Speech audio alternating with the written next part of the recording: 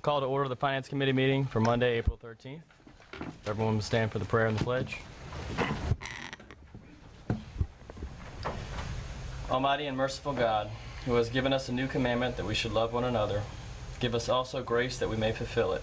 Make us gentle, courteous, and forgiving, and direct our lives so that we may look to the good deeds of others, and grace all our friendships with the blessings of your Holy Spirit. Amen. Amen. Pledge Allegiance to the flag of the United States of America and to the republic for which it stands, one nation, under God, indivisible, with liberty and justice for all. Roll call, we have Councilman Cullen and Councilman Kluwat absent.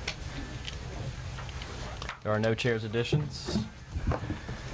Public comment period. Anyone else wishing to sign up, please come forward and fill out a speaker's card. You'll have 3 minutes. Lamar Dixon report. Eddie's out of town this evening. I'll be giving the February Lamar Dixon report. You should all have a copy in front of you. Page 1 is the changes in fund net assets. Over on the right, of the 44 months of inception, it's cost approximately $50,000 a month.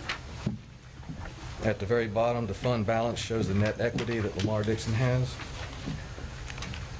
Page 2 is the monthly financial statement. We had a net income of $32,000 with a budgeted income of $10,000, giving a positive variance of $22,000. Page 3 is a summary of our other operating income and indirect expenses. We were under budget on indirect expenses by $27,000.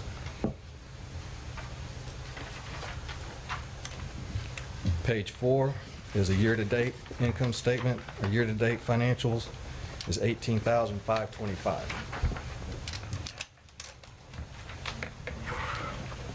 Page 5 is a combined income statement combining the SMG and the Parish income.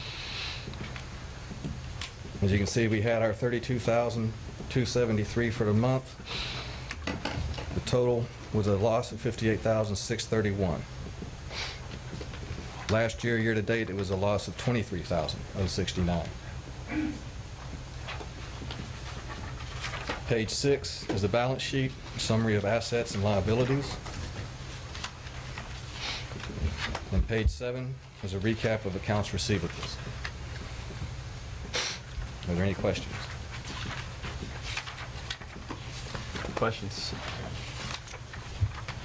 Mr. President?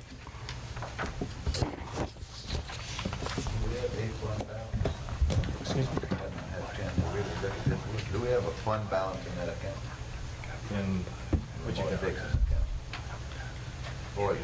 What are y'all saying here as far as total losses this year, and what to expect, and are we taking into account? You mean the fund balance, the net equity? Yes. Well, our net equity, if you take all our cash and assets and subtract all our payables, it leaves us an equity of 265, meaning if we were to liquidate, that's where we should be. Okay. Now, have you taken into consideration the amount that it's going to take to put Lamar Dixon back to the shape that it was in? That was Jackie anymore? We've met with them. We're working on getting a punch list done. I know they've come out and cleared off the fence line. That was a big issue last time. It has been cleared. Parish has done that, correct? We need to get the fence company to come back out and give us another estimate now that it has been cleared off. We've worked up a punch list of all the different items that we got to do to get it back to give it back to Lamar, and we are working on that list.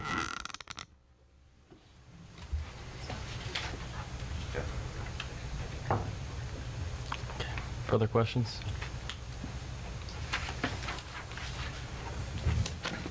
Thank you, sir. Item number 6, our sales and use tax report for the month. Ms. LeBlanc. Yes, good evening, members of the Finance Committee. You have before you your sales and use tax report. This represents the collections for March, which also represents February sales. If you look in the middle column, you have on the last column, first column to your left, it's our 3 sales tax districts. East Ascension Drainage collects a half-cent sales tax on the entire side of the east side of the Mississippi River. If you look at the year-to-date, it's up 8.41%. And sales tax district number 1 is a rural sales tax district, includes all the territory in Ascension outside the 3 municipalities. Their year-to-date collections are up 17.43%. And the half-cent sales tax district is a rural sales tax district also representing the entire parish outside the 3 municipalities. And their year-to-date percent is 18.24% up. Collections for February sales are mainly due to a large audit that was settled. And also in the chemical corridor, industries that have an agriculture unit, that is a bright spot right now in our economy. Food is still a basic necessity of all people, and they are still naturally purchasing food. On the collection side, if we compare, you know, after I disclosed that we had this large audit, we took the sales tax collections year-to-date for each sales tax district and took out the audits each year. And with that said, the East Ascension Drainage sales tax, half-cent sales tax, is still up 5.82% compared to the 8.41% with both years' sales audits included. And our 1% is up 13.55% without the audits compared to that 17.43%. And our half-cent sales tax district is up 14.2% compared to the 18.24% that I just reported. So I'm just letting you know, if we adjust for audits, we're still up in our sales tax districts. So we're still holding our own. And then the next page is represents the sales tax district number 1. That's our only undedicated source of revenue other than our general fund. And once again, we're just showing you that we're at 1 quarter, so at 25% of the year in the sales tax. If you look at the expenditures, we have dispersed 25% to the general fund, 25% of that budgeted amount to the Road and Bridge Maintenance Fund. And of course, Recreation Department, the fund, they get whatever 10% net of what's collected. So their sales taxes, because our sales taxes are up at the time, for the time being, they have received 30.3%. We haven't transferred anything to Lamar Dixon yet as budgeted, and the debt service is being paid on a regular basis for the jail expansion project.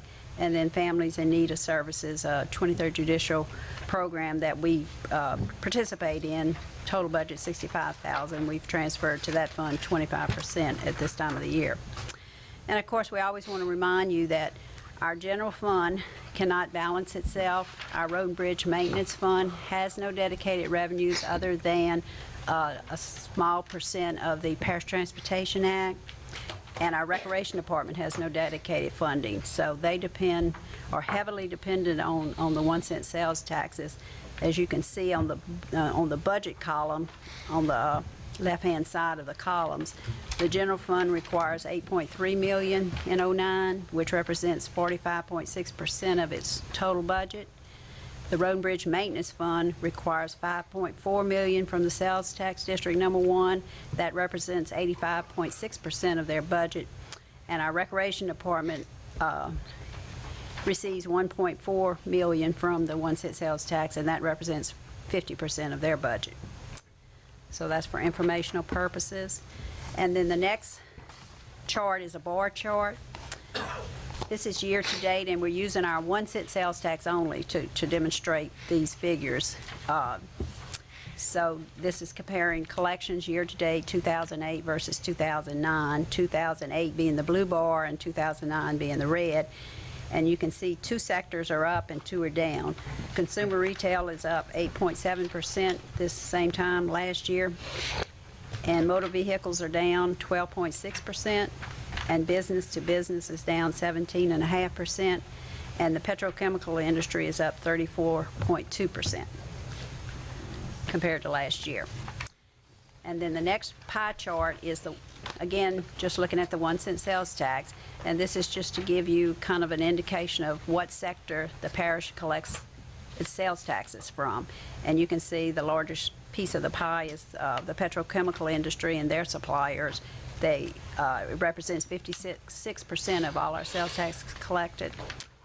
And then consumer retail, 30% of all the sales taxes collected and comes from that sector. And motor vehicles, 9%, and business to business, 5%.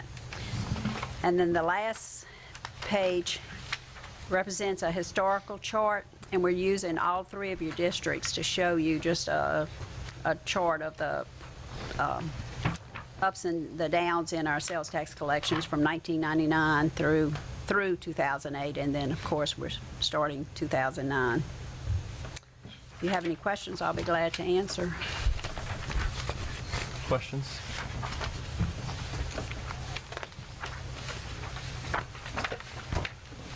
Mr. President? I just have some comments. Basically, last year, every department came in under budget, so I want to thank all the department heads. I think they did an excellent job there. By doing that, with the cuts, coupled with the cuts that we have, plus the sales tax increases, we feel like we'll be able to do about an $11 million project next year on roads, $5 million in resurfacing, and about $6 million in widening projects. So I just want to thank all the department heads for doing a good job and for coming in under budget. So I've got Jackie Bowman working on a project, so she'll be updating the Transportation Committee as we go along. Great, fantastic. Other comments? Okay, revenue expenditure report? Yes, this is the monthly revenue and expenditure report, and it will be given by the Assistant Treasurer, Amanda Barat. The first page, actually it's out of order. The first page is showing the expenditure report. The items that's highlighted in green are items that are over the budget at this time. The budget is at 16.67% of the year, and the ones in green are the ones that fall above that. The highlighted item is just your total operating expenditures as of February, and it's at 15.07%. And the blue is the capital projects budget. It's at 20.36%. The items that's highlighted in green on the page 3, there's a page 4, there's an explanation of the reasons for it being over. The next page is on your revenue and revenues. Your operating budgeted revenues are at 12.16%, and your capital outlay is at 4.6%. And the items that are in green are actually the ones that are below budget, and that's mostly due to the interest allocation is not done to the year end, and January and February revenues that were collected that were accrued back to 2008. The next page of the report is just a chart comparing the year-to-date figures to the budget for both operating and capital outlay. And then the next 2 pages are just explanations of the highlighted codes. And then the last page is a listing of disbursements that exceeded $100,000 for the month of February. 2 of them were for the Internal Revenue Service. One of them was for Humana, which was our health and life insurance. One was to Donnie Floyd, was for right-of-way purchase.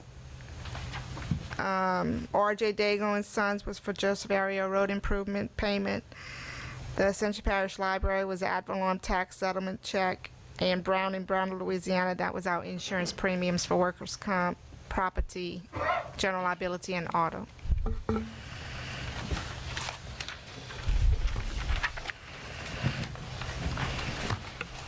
Okay, any questions?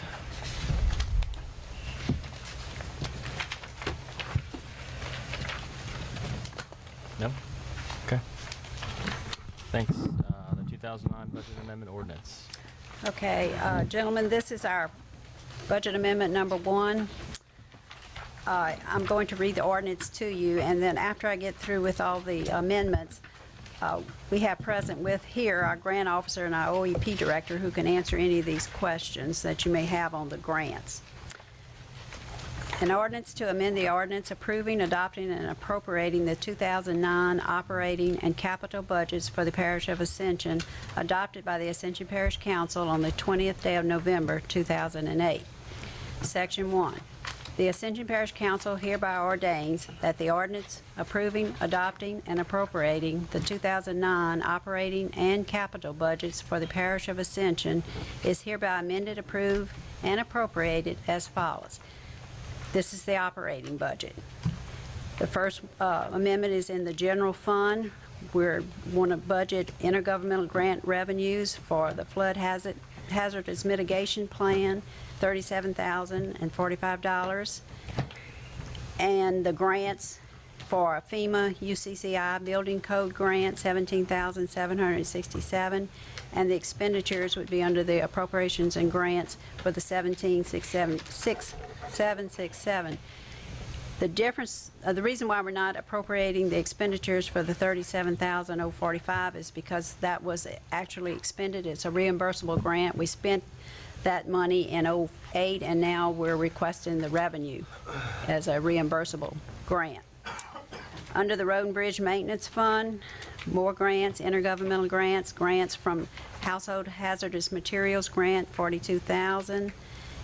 The grants for the 08-09 LAGAP, that's for signs on roads, $99,580, and the expenditures represent those two revenues, $141,580.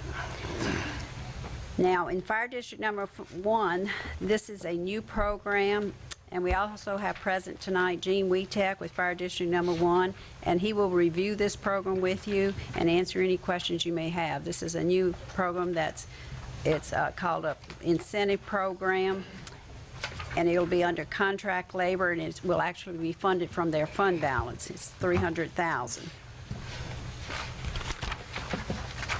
On the second page, Homeland Security Fund, some more grants, revenues, intergovernmental grants, from the State Homeland Security Program, $103,598, and grants for the Urban Area Security Initiative, $309,262, and the same is budgeted as expenditures. Fire District number 3 fund, we have revenues, intergovernmental grants, a FEMA assistance to firefighters, $74,348, and that is also expended at the same amount.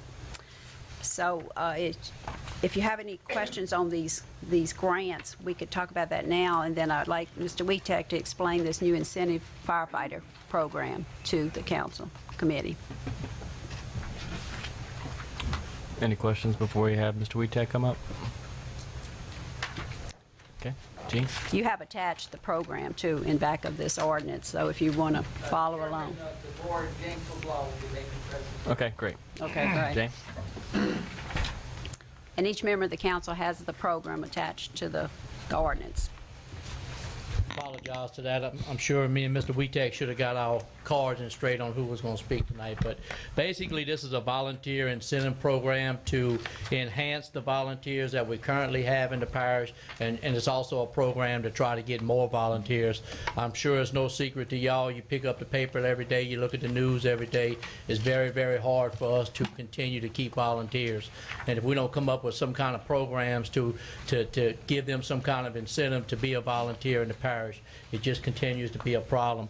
But basically, this is an incentive program we've been working on for about the last 7 or 8 months. We finally, a good little committee of one person from each fire department was on it, come up with a real good plan, and it's basically to implement a program of financial reward for volunteer firefighters and EMS personnel.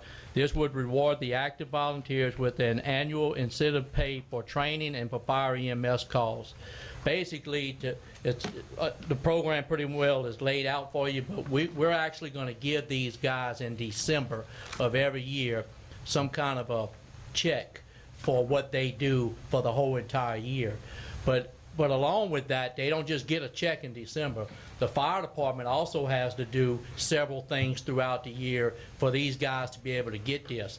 Remember a couple years ago we had the problems with fire reports wasn't in the computer when the rating came around, and we didn't have all our paperwork straight in certain areas when the rating came around. Well, now, if the fire department doesn't have all this information in the computer before December, then they're ineligible for the whole program for the whole year.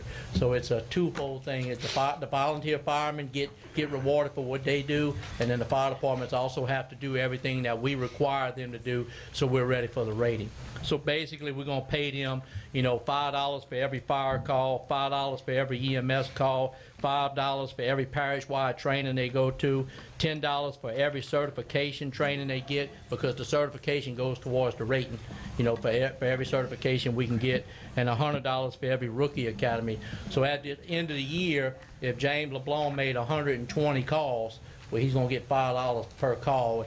But it all depends on the training. You know, the chief has to give a quarterly report to the fire board so we can keep up with it year-round to make sure that each department is doing what they're supposed to be doing. Basically, a volunteer incentive program to get more volunteers and to keep the ones we got. I can go into more details if you want, but that's pretty much a wrap-up of what it is. It's going to cost us, we figured, we put $300,000 in the budget, we figured it was going to cost us on the first year somewhere around $250,000, but we figured we could go back to January 1st if this got approved, but legal's pretty much advised us that it can't go into effect until the council actually approves it. So it really can't go into effect till like March or April. So it would, this year it would be like from March or April of 2009 till December, and then whatever works out next year. But any questions for anybody that may have? Anyone got any questions? Councilman Shakespeare?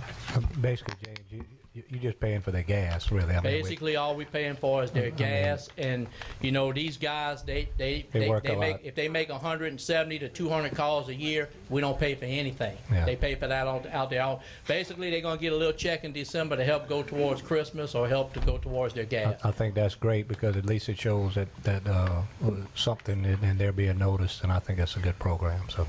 And I don't think it's any secret to y'all. I don't think it's any secret to y'all that right now Fire District Number 1 is 6 volunteer firemen, 6 volunteer fire departments that have a Class 5 rating, and without these volunteer firemen, we would never have a Class 5 rating.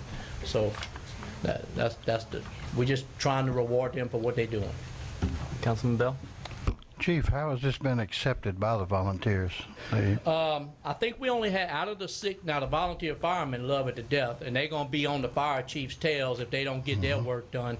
You know, the fire chief's got a lot of work that needs to be done for them to be able to get their check. If we don't do our work, you know, as far as keeping up with the rating, they ain't gonna get their check. So come December, they'll be saying, hey, Chief, I made 120 calls, where my money is. Well, if I don't do my job, they're not gonna get their money.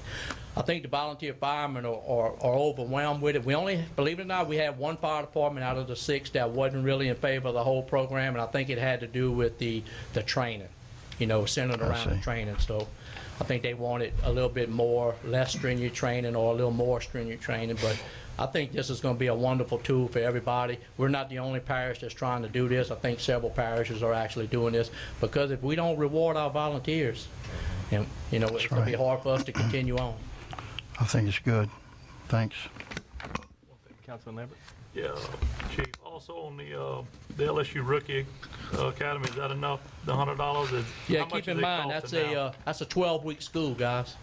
You know, and we're going to give them $100 if they go to it. And that's 12 weeks out of their time away from their family. Most of that 12 weeks is actually sleeping at LSU because they do nighttime drills and stuff like that. And we usually average somewhere between 6 to 8 of our guys a year go to that. But once you go to that one time, you don't usually go back. Anyone else? Thank you. Well, sounds great, Chief. Please keep us updated how it goes. Thank y'all. Thanks. And Chairman Lower, Yes. I have another issue. We would like for the council to consider recommending, well, the committee to consider recommending to the full council that you accept the program separate from, and then also to budget for it. I'll offer that motion. Okay, motion by I'll Councilman second. Thompson, second by Councilman Bell to adopt this incentive program. Okay. Any objection? And then we'd like for you to accept the ordinance to bring to the full Move for the council ordinance, I'll second it. for introduction. By Councilman Schick to adopt the budget ordinance, second by Councilman Bell. Any further discussion? Any opposition? Motion passes. Thank you. That's it. Thank you. All right, item 9A, contract between Ascension Parish Government and the Center for Planning Excellence to improve planning capacity in the amount of $50,000. Mr. Grant? Council members, this is a contract between the Council for Planning Excellence to assist us in managing our master plan process. They've already been hard at work and gotten us to the point of we're almost near final selection of a master plan consultant. This is an amount of $50,000, and it's a federal grant that we received for this assistance. So moved. Second. Motion by Councilman Schick, second by Councilman Benny Johnson. Any discussion? Just clarification. Councilman Valentine. Yes, Mr. Grant, you said we have a $50,000 grant to pay for that? Yes, sir. And that was through what? It was appropriated by Senator Landrieu's office Okay. for this purpose. All right, thank you. Any further discussion? Any objection? Motion passes. Item 10, the BASF Quality Jobs Program, Ascension Economic Development Corporation. CEO, Mr. Mike Eads. Good evening, Mr. Chairman, members of the committee. We're excited to come before you with an opportunity to help one of our fine employers and fine neighbors expand in the community. A couple of 3 weeks ago, we had a chance to visit with officials at BASF, and they told us that they are in the running with another facility in Texas for an expansion project, which would entail the expenditure of $70 to $75 million here in the parish, of which about $39 million is taxable or sales taxable to you all. And what we have before you is a proposed ordinance to incentivize BASF to do this project here as opposed to our neighbors to the west. Again, the expenditures are estimated to be about $39 million in sales taxable equipment. The ordinance calls for the parish to rebate 1 cent of your local sales tax back to the company, up to a total amount not to exceed $450,000. Obviously, if you do the math and you got $39 million in eligible expenditures, 1 cent of that is $390. We put in $450 just to give a little cushion there in case the price of steel goes up. You know how the market works. The ordinance provides that there's a check and balance system in there whereby the company would have to submit the invoices to the Economic Development Corporation, and we would certify them to the council that they are indeed correct and payable. One thing I want to make sure you all are aware of is you would not be breaking new ground in doing this. You have done this before to help the Dynamic Fuels project that last, I guess, a couple of years ago. So this is nothing new. I want to clarify one thing. The proposed ordinance does reference Quality Jobs Program, of course, which is a state program. The company has not decided if they're going to apply for that program or the enterprise zone. It doesn't make any difference to the parish either way, but I just wanted, there's technicality there that may need to be corrected down the road. Also, just FYI, BASF is probably going to utilize GO-Zone bonds to finance the deal. So you'll eventually, hopefully, see this circle back around to you through the Industrial Development Board, who has to approve those bonds, and then, as I understand it, the council, and I believe the parish president also has to approve the issuance of those bonds. I would like to introduce at this time Mike Cohen, who is the Vice President and General Manager of the Geismar site, for any questions that the committee may have.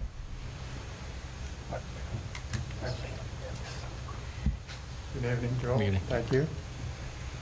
Maybe just as an introduction, I heard the 39 million. The total investment is over $70 million, and the idea is this is a raw material that would feed 3 of our existing plants.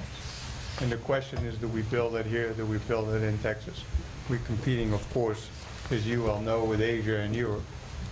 And the fact that we can snag this project, if we could, and back integrate here in Geismar, not only strengthen the investment, which is, as I said, $73 million, but it would also strengthen the existing facility that we have here and give us an advantage in the market. So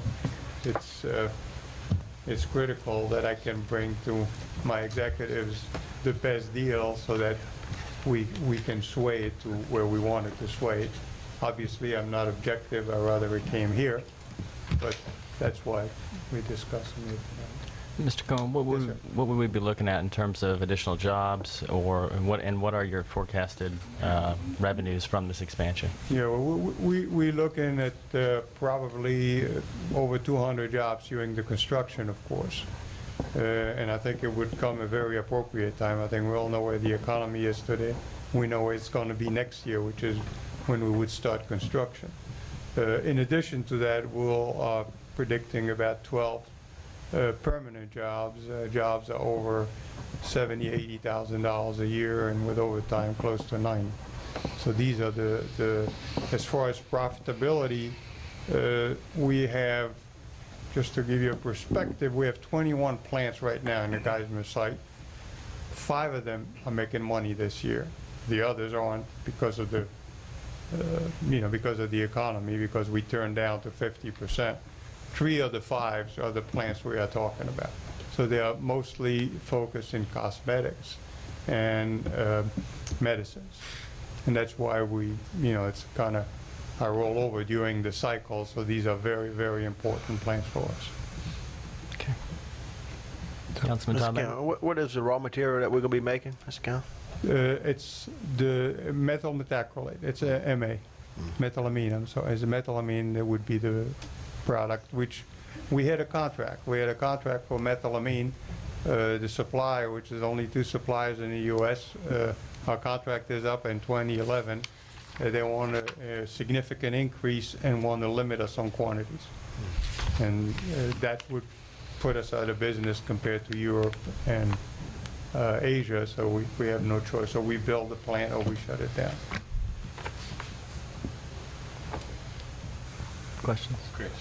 Councilman Thompson?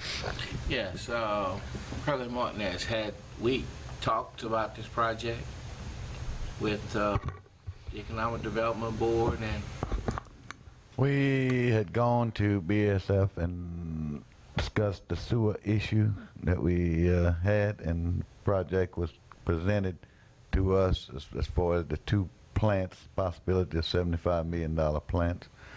And so we knew about that, and then I talked to Mayor Berthelot a little bit about the projects also, and those were one of the things that was discussed at those meetings, but no commitments were made. what's the administration stand on this project? Well, we think they're good projects. We think that they would certainly be beneficial to the area. Tax-wise, we just have to make a decision on what kind of precedent we want to set. I know that the previous council had given some incentives to, I guess, the diesel plant. Do we want to continue along those trends or not? If so, this is an opportunity to do so. Councilman Johnson? Mr. President, have we had an opportunity, I know with the budget the way it is, as far as what kind of an impact this is going to have on our budget? When you look at, I think the Tyson deal was about $600,000 on our budget. This would be about $450,000 maximum. So you're looking at $1 million away from your budget at this point, which would be distributed amongst your 1 cent. That's your general fund. That's all it would be. I guess one of my other questions is, have you gone to any other entity and discussed this same situation. The sheriff has a half cents. The school board has some taxes, and I still got to get some clarification. We do now have some debt service against the 1 cent sales tax that we need to see if we can actually give relief on it once that we've bonded that money. I think we've bonded $12.5 million for the jail, so there's still some questions out there that we need to clarify. What's the timeline? Councilman Thompson. What's the timeline on us making to approve this? Well, Well, we have some stuff that we need answers to also. I'm a little confused, I'm sorry, gentlemen, but this is not a reduction of what we've been paying. This is an addition that may not be coming to the extent that it would come if you didn't give us that consideration.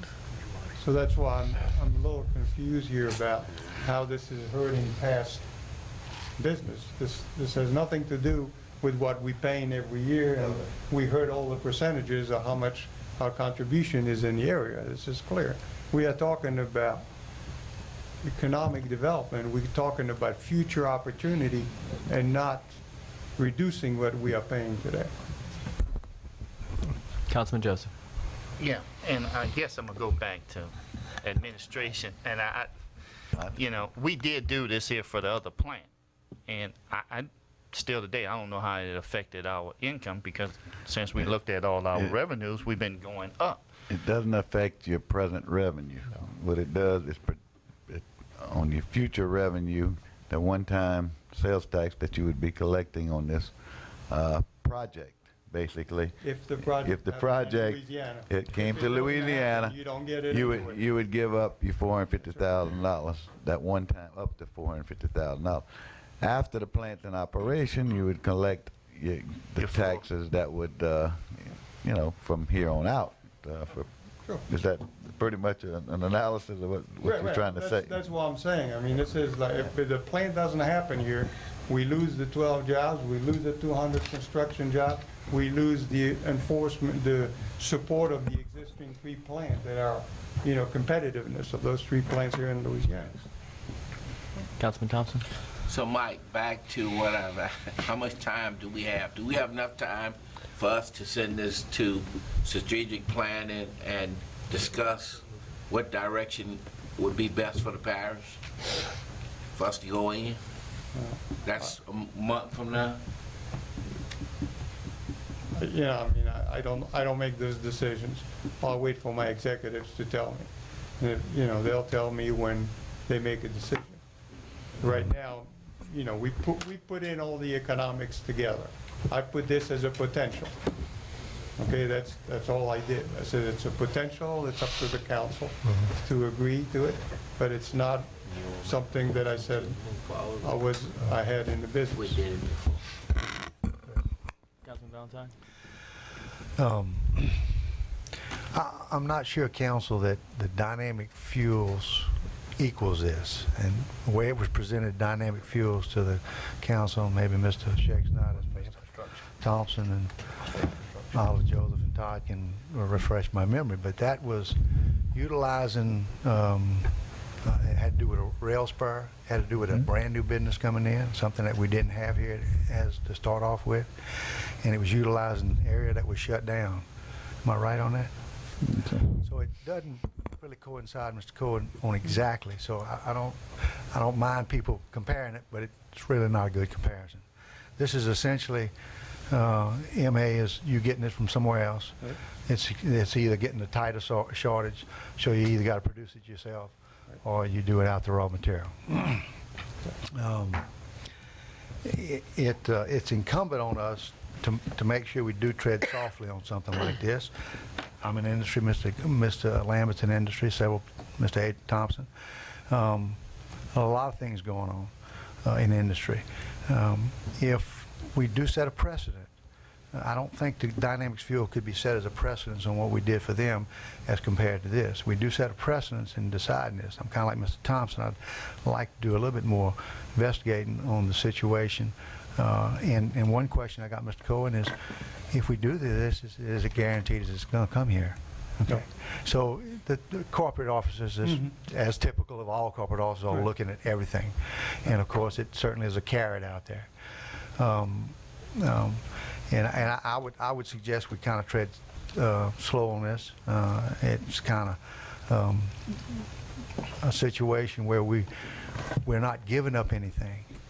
But then again, you know, I read in the paper, $400,000 or $300,000 for a spray park. We got roads that we need, and so we need to be careful as our budget continues to. The administration does a good job on keeping those levels where they are. We have to look to the future and what we do here also. Because Mr. Cohen's here this week, somebody will be here next week. We get an entrepreneur who wants to come in and start up a business or a small business, and he wants to do something. He's going to create 10 jobs. You know, so I mean, we have to be careful on what precedent we set, and I would suggest that we look at this and study this a little more before we make a decision on this tonight. And I would like to get some more clarification on really administration. I understand, Tommy, really on your stand, Mr. Cedric, if y'all have looked into this. You're saying you just went there the other day and this just came up, so I really want somebody to really look.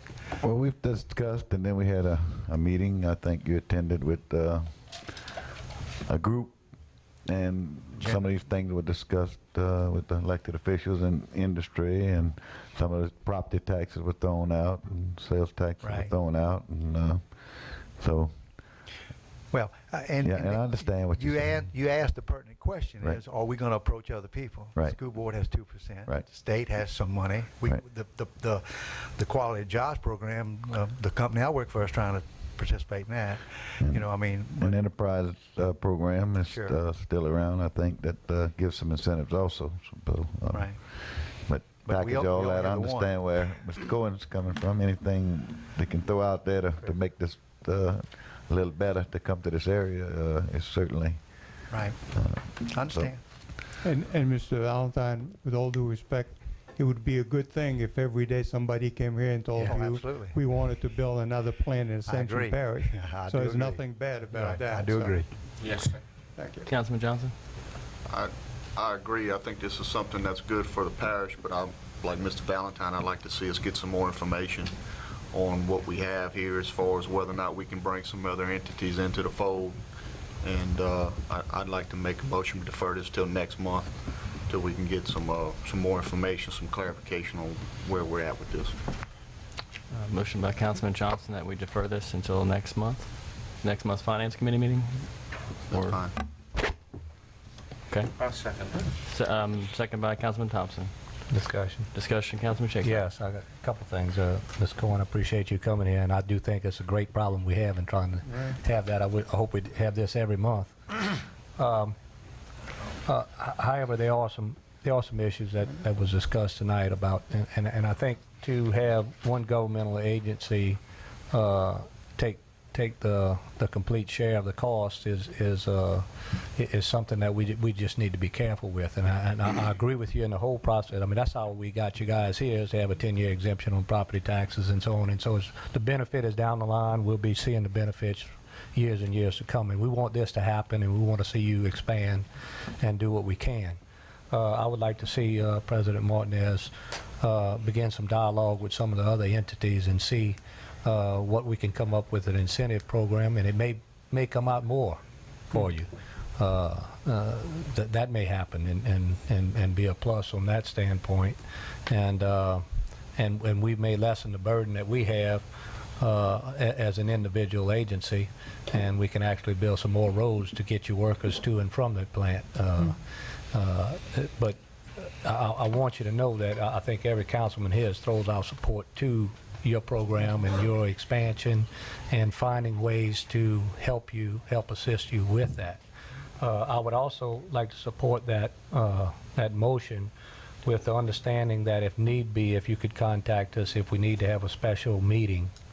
Due to time constraints, we could call a special meeting so that that's not an issue. We don't want it an issue and we don't want it construed as us trying to make the right decision as to putting you off, you know, in any way, shape, or form. So I'd like to add that, is that if need be, if we need to have a special meeting, that we do that, so that, and also show support for the expansion of BASF.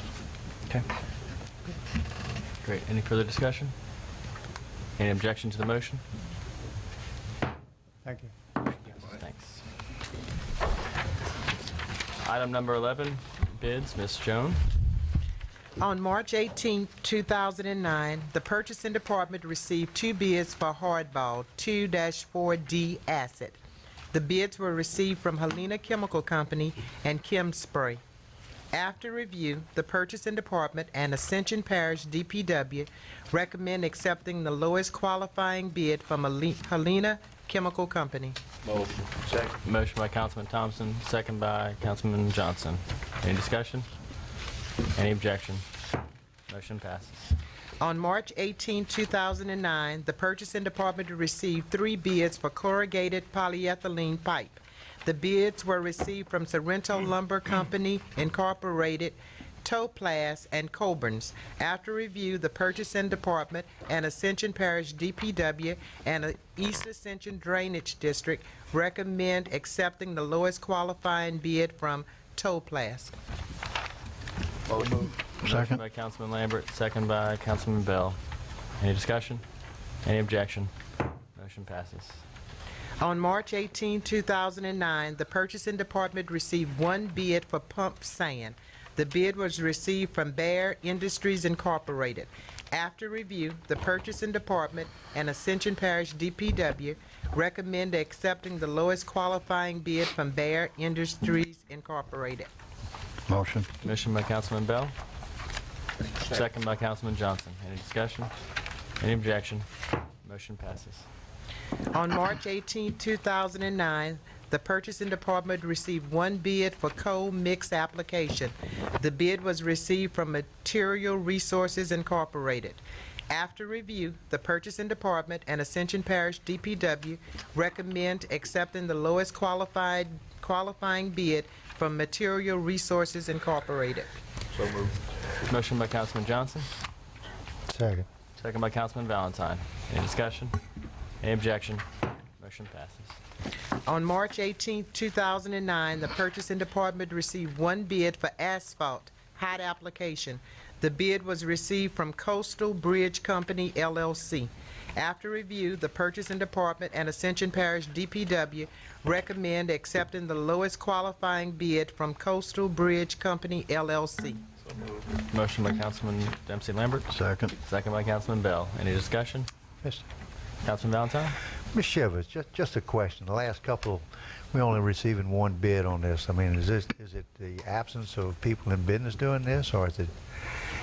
Do you have any idea? I'm just a question. I mean, why are we only receiving 1 bid? You know.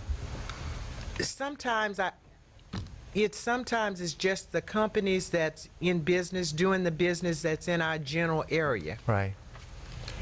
Sometimes I think it's because our bids last for a year, so some of them we've been thinking about only holding firm on the price for 6 months. Okay. Just curious. Any objection? Motion passes. On March 18, 2009, the Purchasing Department received 1 bid for PVC pipe. The bid was received from Coburn's. After review, the Purchasing Department and Ascension Parish DPW recommend accepting the lowest qualified bid from Coburn's. Motion. Motion by Councilman Thompson, second by Councilman Bell. Any discussion? Any objection? Motion passes. On March 18, 2009, the Purchasing Department received 5 bids for the mosquito control chemicals. The bids were received from Clark Mosquito Control, Gill Manufacturing Incorporated, B&G Chemicals, Adapco Incorporated, and Univar USA. After review, the Purchasing Department and Mosquito Control recommend accepting the lowest qualified bid from Clark Mosquito Control, B&G Chemicals, Adapco Incorporated, and Univar USA.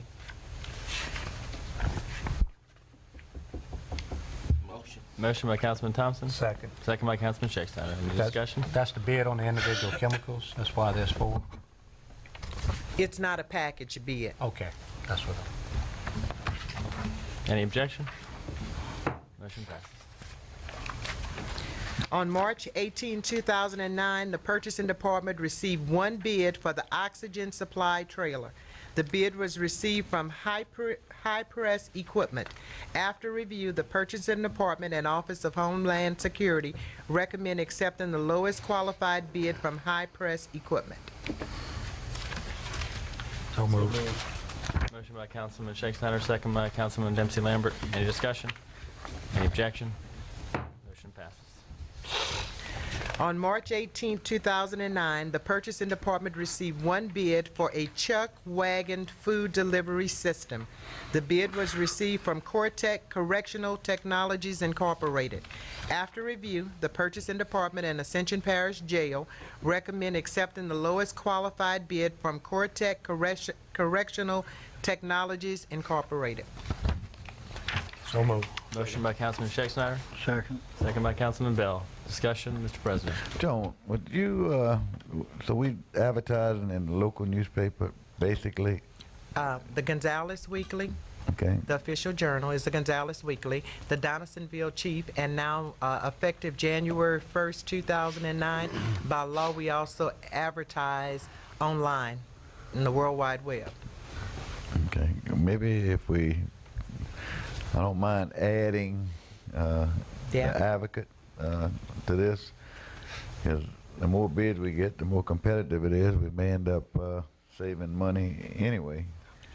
So I kind of agree. It's kind of tough to, if a trailer, I know a lot of people sell trailers, and we only get 1 bid. So if that's okay with the council, I would certainly recommend that we start doing that, even though we only have to do it in the local newspaper. I make a motion we expand the Morning Advocate as part of the advertising. Motion by Councilman Joseph to include the Morning Advocate. Second by Councilman Bell.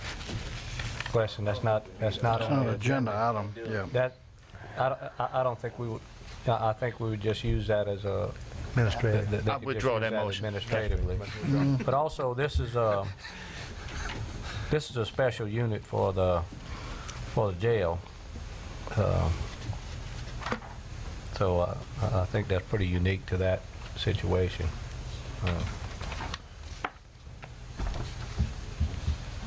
Okay. Any further discussion, Councilman Bell? Yeah, it's probably the specifications on this were such that it eliminates. And it's one thing you got to watch. I mean, asphalt is asphalt, cold mix is cold mix, hot mix is hot mix. Even the oxygen. I mean, we got a lot of companies around here. Total Safety. I mean, there's a lot of companies.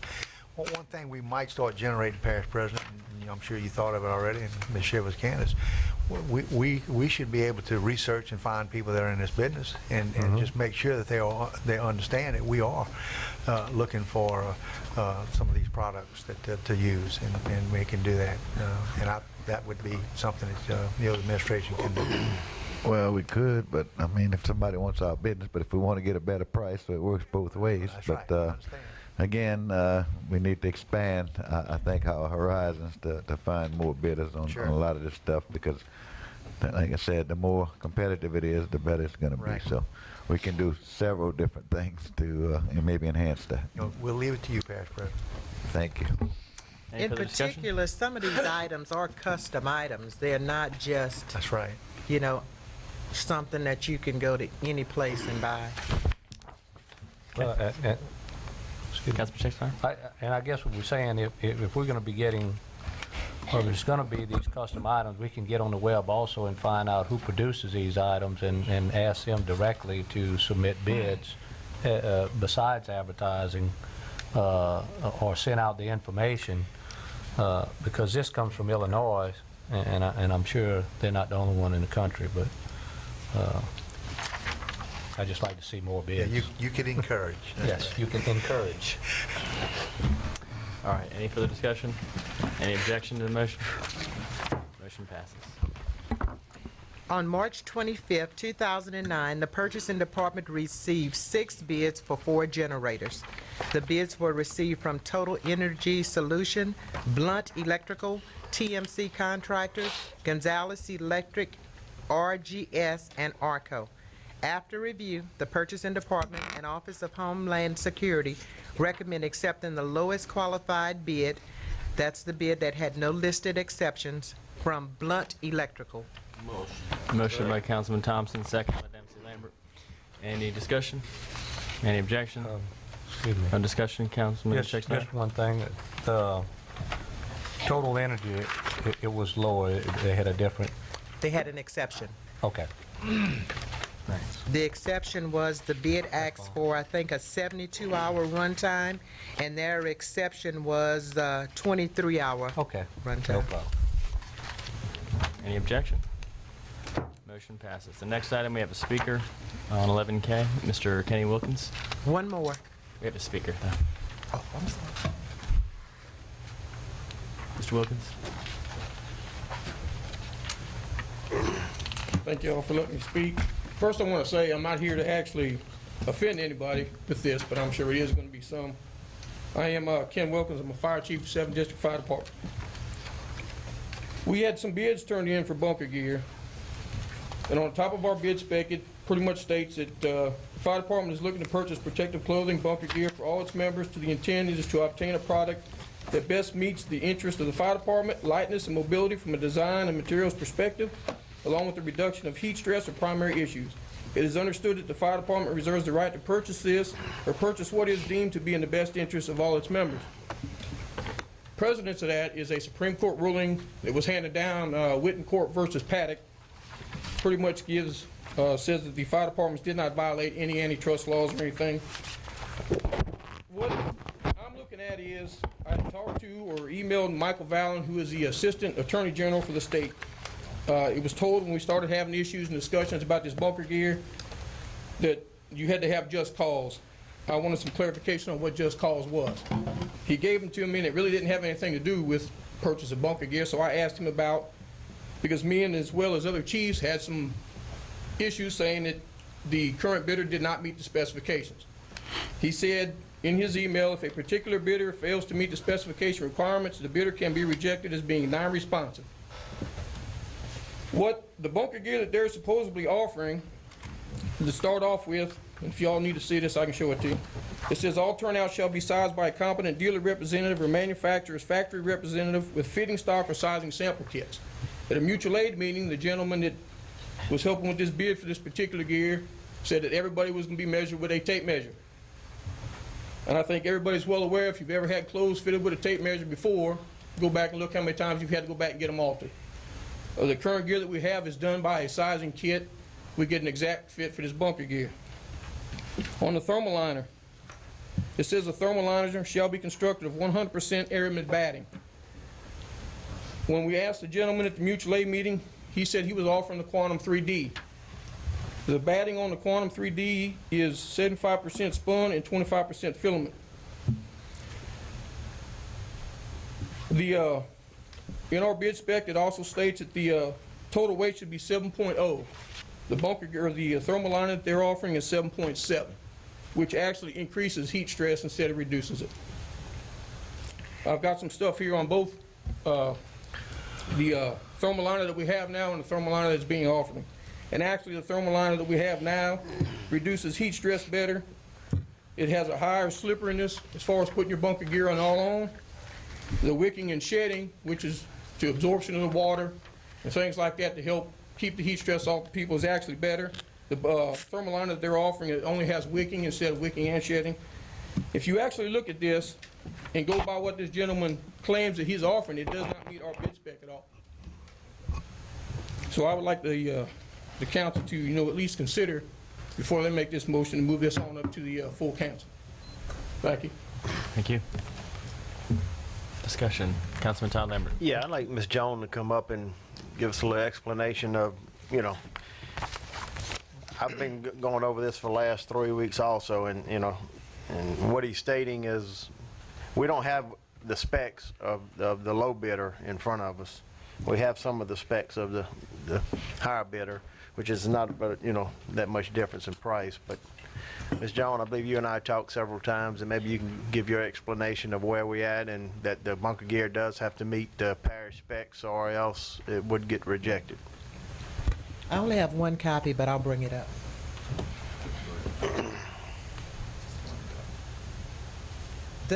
This is the spec package that Fire District Number 1 presented for the bunker gear. And inside the spec package, it has the different specifications for the bunker gear, and it asks the bidder if they comply or if they do not comply with the specifications. The low bidder had one exception, and the exception that the low bidder gave was therma liner.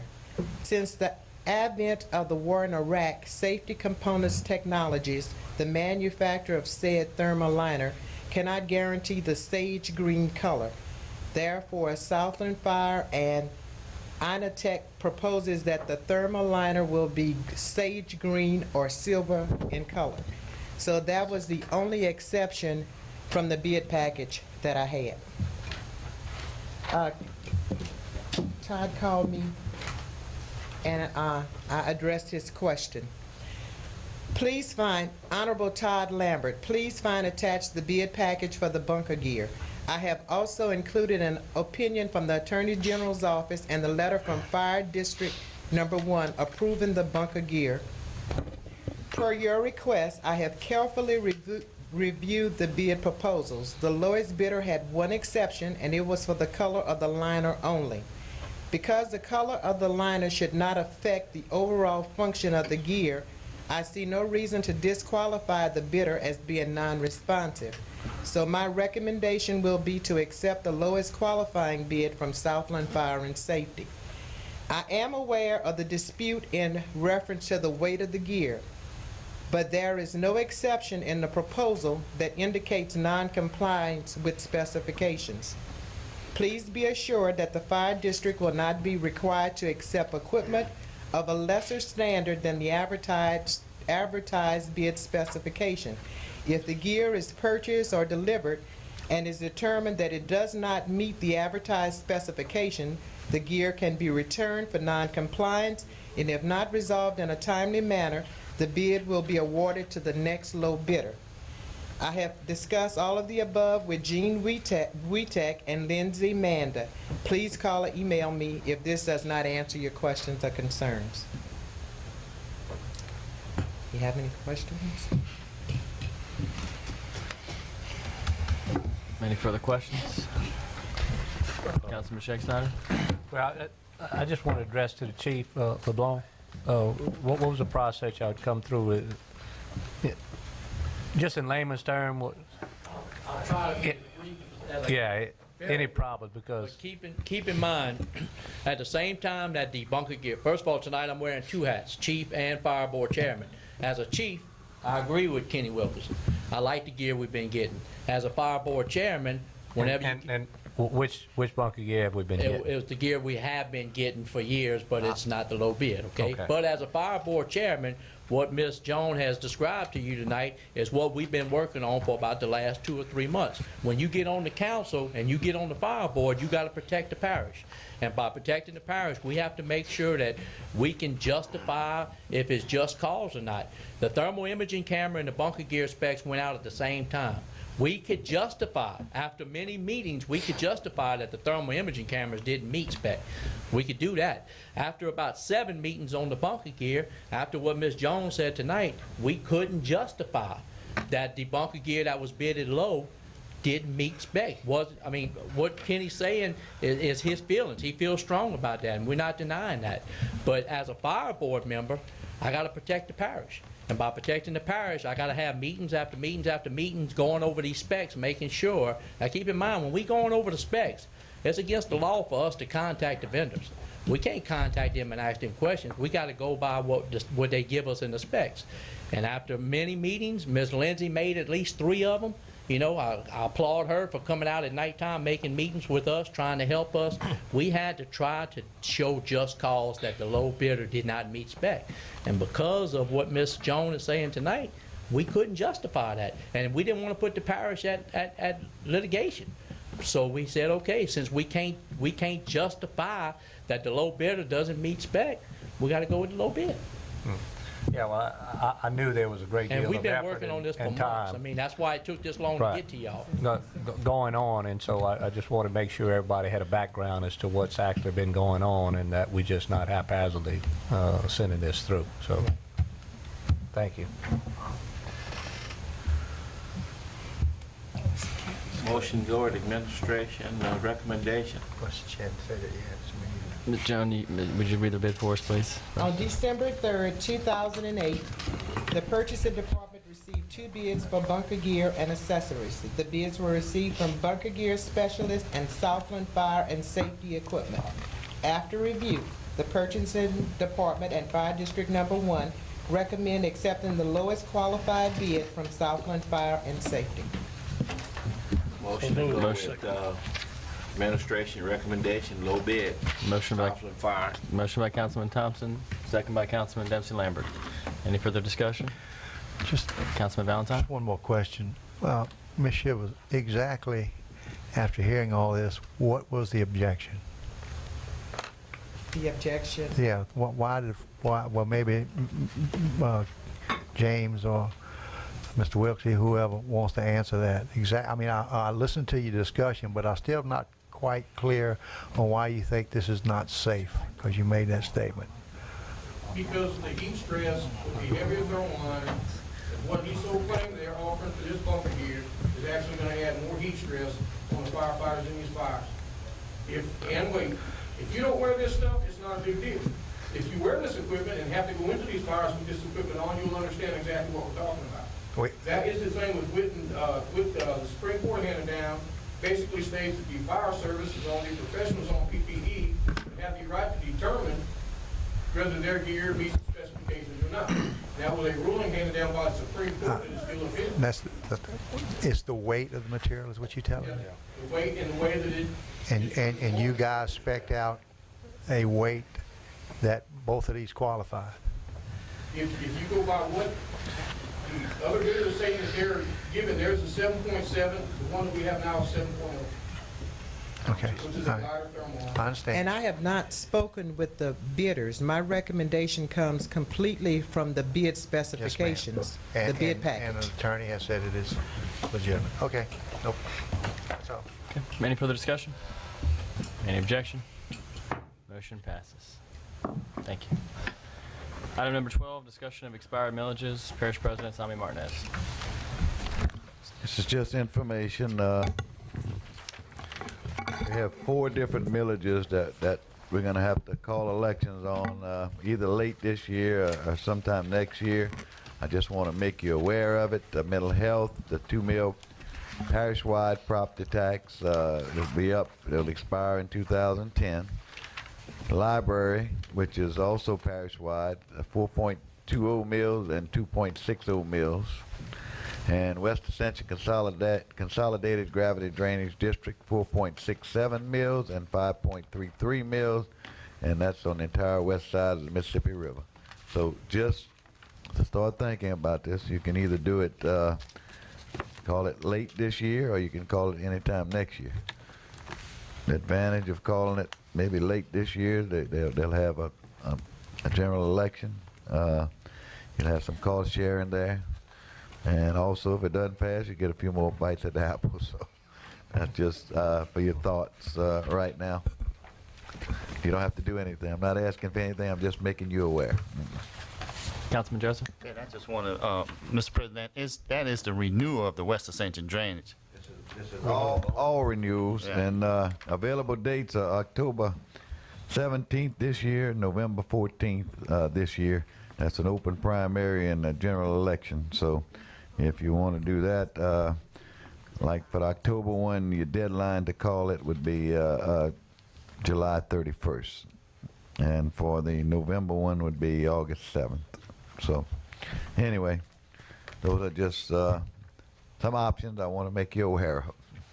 All right, thank you. Mr. President, anyone have any further discussion? Okay. The last item is financial approval process. Mr. Cedric Grant. This came up before the council last week and was asked to be brought back to the Finance Committee. As you saw tonight, the majority of the things that we're talking about here in the financial process have been implemented. The revenue and expenditure report you received, the reading of the bids, in the various parts of the process. I thought I might provide some clarifying information that was discussed at the last meeting, which is I came up with an example of the kinds of contracts that you have acted on since January of this year that fall within the test of within $50,000 in the budget.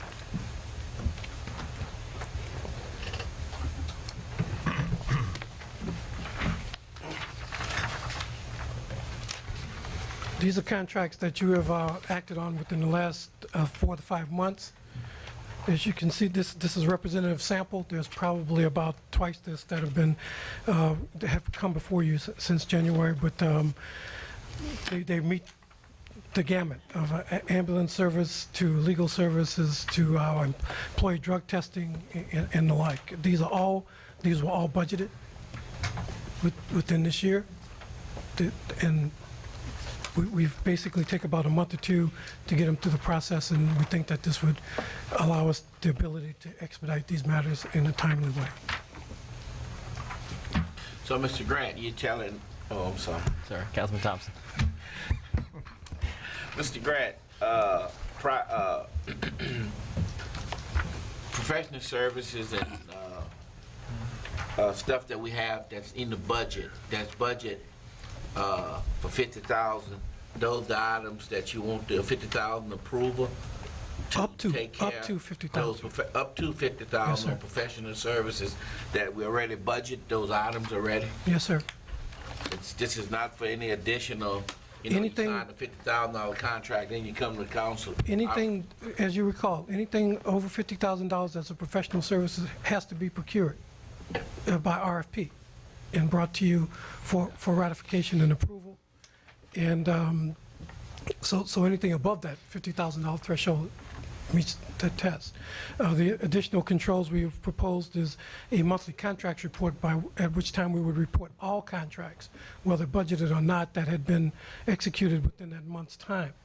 And I guess the last thing I could say to that is that we also will, as you saw tonight, report all expenditures in excess of $100,000, no matter budgeted or whether they're appropriated by some other means.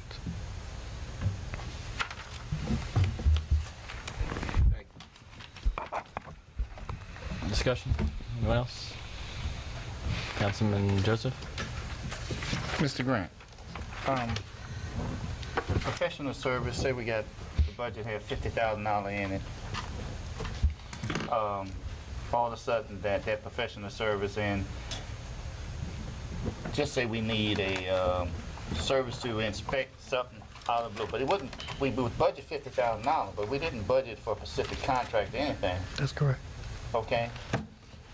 Parish president have the authority to sign that, or you have to come to us? If it was within that line item, he would have the ability to execute it, and I would report it to you on a monthly basis.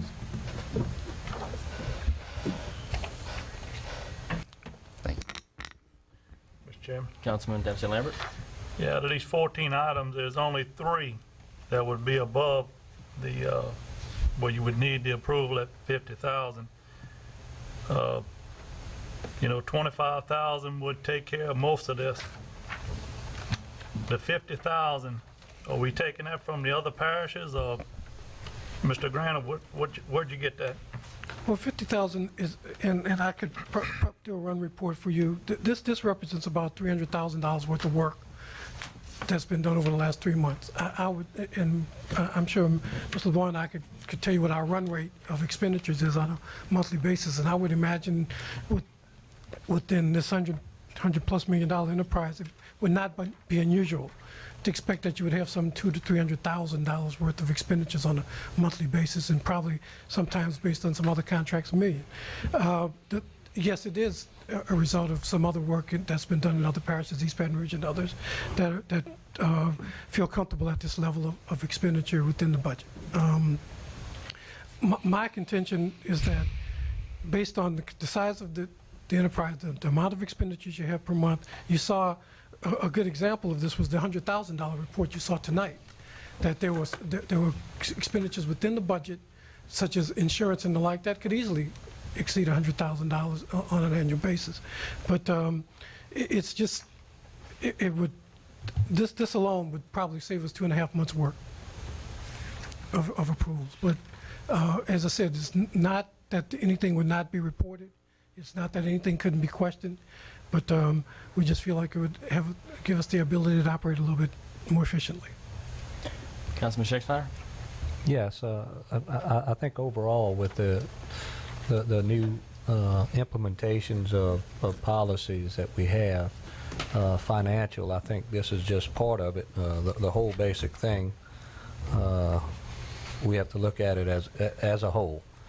And with that and with the other information that we have, it is a good process. And I believe yes, $50,000 is a random number, but to a certain point. But at that point on, we go for review process on larger ones than that. So therefore, it gives us a chance for some oversight. And as long as we get the information on a monthly basis, I think that allows us to take a look at it and continue to see whether we want to move forward. I just think we need to try to do whatever we can to streamline this so we can get our administrators to allow them to do work that we need in the parish. And so,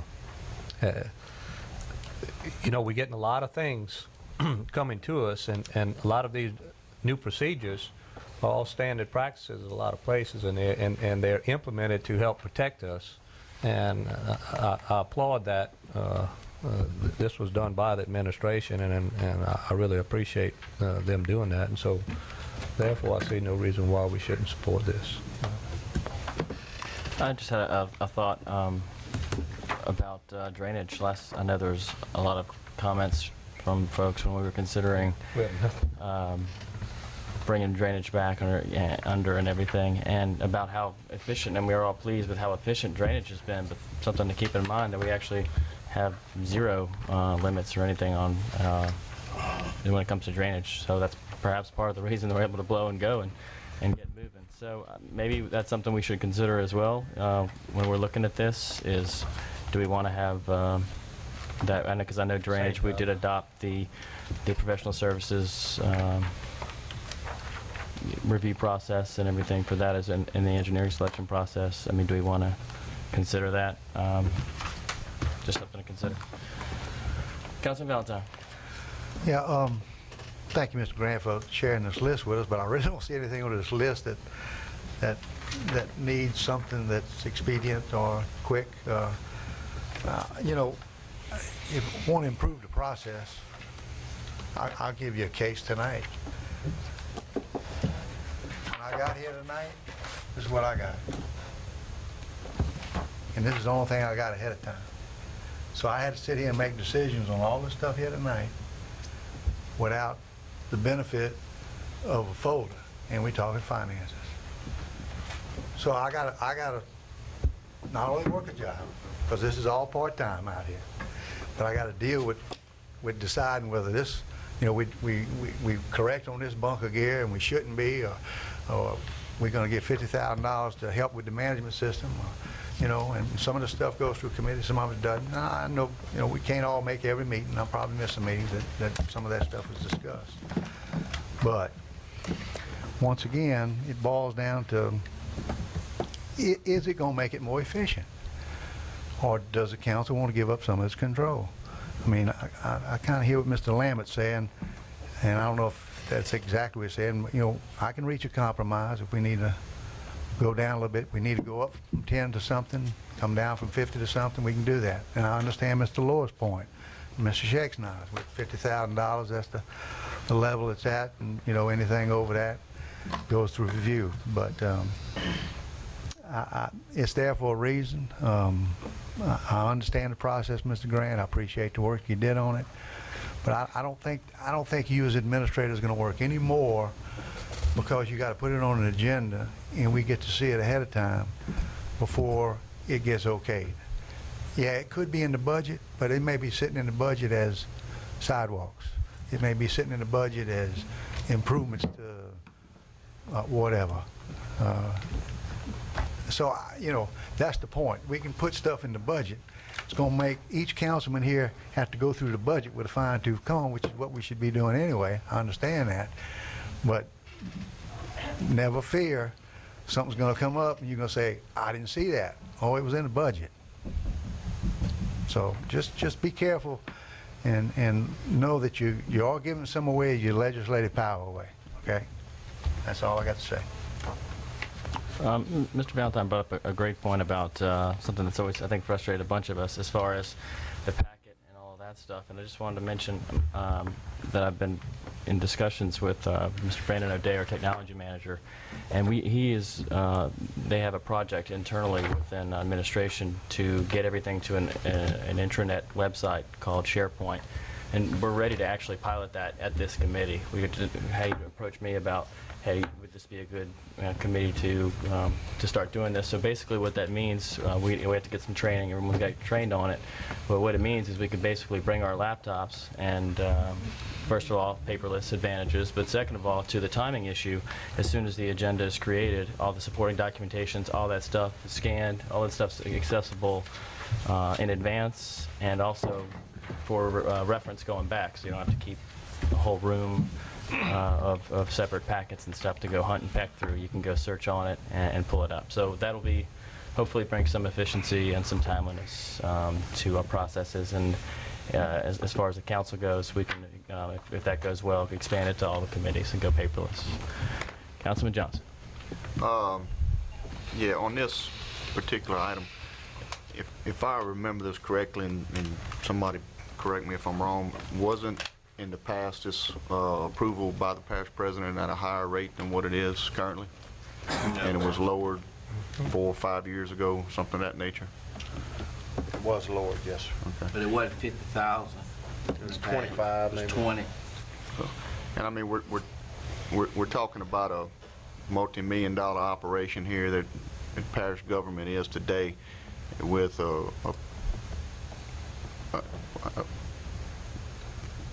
I guess it's with the authority of the chief administrative officer or the parish president having the ability. If you look at it from a corporate standpoint of view, I know my boss is in charge of a multi-million-dollar operation, and he can sign for way more than that. And there's other checks and balances that are in there, like what we have in place here today. And I understand the misgivings or the hesitation on the part as far as what we as a legislative body and controls that we have in place.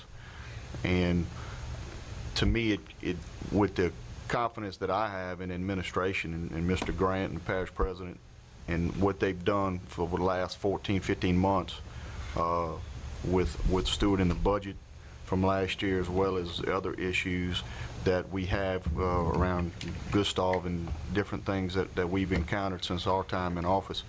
I have confidence in the fact that we will get timely information, and the stuff that's in the budget will be utilized as it should be, and it is for us to review.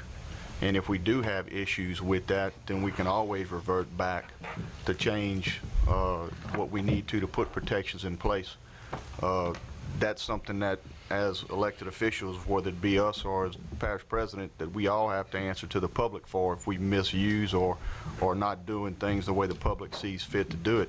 But I think in this particular instance, with the type of budget that we have, 50,000 is, I don't think it's excessive to grant that authority and move forward on a timelier basis with some of these contracts that we're talking about here, and I'll support that.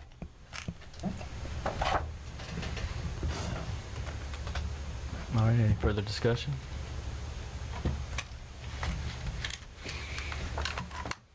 Do we have a motion? A motion. Motion by Councilman Benny Johnson. Second by Councilman Shake Snyder. Objection? Object. Do we need a roll call? Yes.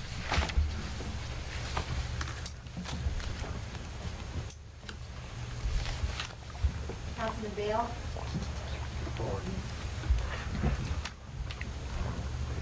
Councilman Johnson? Yes. Councilman Joseph, No. Councilman Dempsey Lambert, Yes. Councilman Todd Lambert, No. Councilman Lohr, I need to vote. Councilman Shakes Snyder, Yes. Councilman Thompson, No. I'm sorry, Richard. No. No. And Councilman Valentine? No. Okay. Sorry. 4 to 4. I vote yes.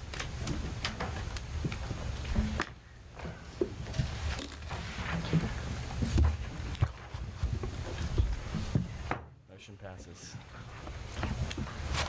Councilman Lambert? Motion adjourned. Motion adjourned. Second by Councilman Bell. Meeting adjourned.